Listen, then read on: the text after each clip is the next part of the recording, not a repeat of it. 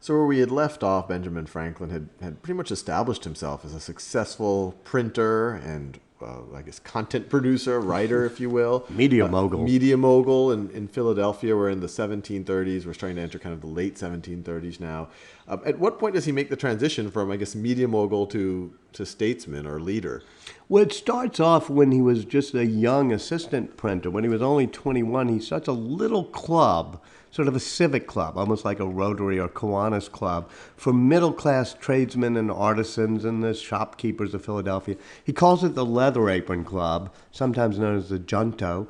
Leather Apron Club because it was not for the rich elite who were, the famous business owners, nor for the poor working men. It was the people who put on leather aprons every morning and opened up a shop and stood there behind the counter.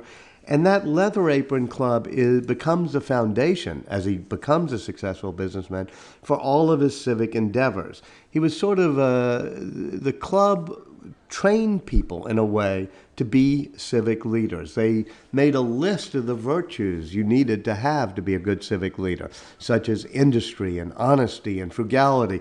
And Franklin was so geeky, he put it on a chart, and every week he would mark how well he did on each of those virtues. And at one point he had mastered all 12 of the virtues. He showed it to the other people in the Leather Apron Club, and one of them said, "Hey, Franklin, you're missing a virtue you might want to try." Franklin says, "What's that?" And the friend says, "Humility. You might want to try that one for a change." Franklin said, "I was never very good at the virtue of humility, but I was good at the pretense of it. I could fake it very well." And here's the important thing about Franklin. He says, and this is what he writes, he says, "I learned that the pretense of humility was just as useful as the reality of it because it made you listen to the person next to you, try to find the common ground, and that was the essence of the middle-class democracy we were trying to create."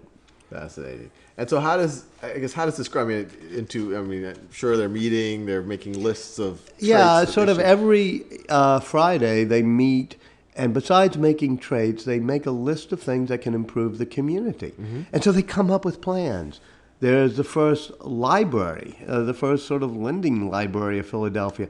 I think that was like in 1731. He does a lending library. That's even before the first Poor Richard. So that was the first thing they do.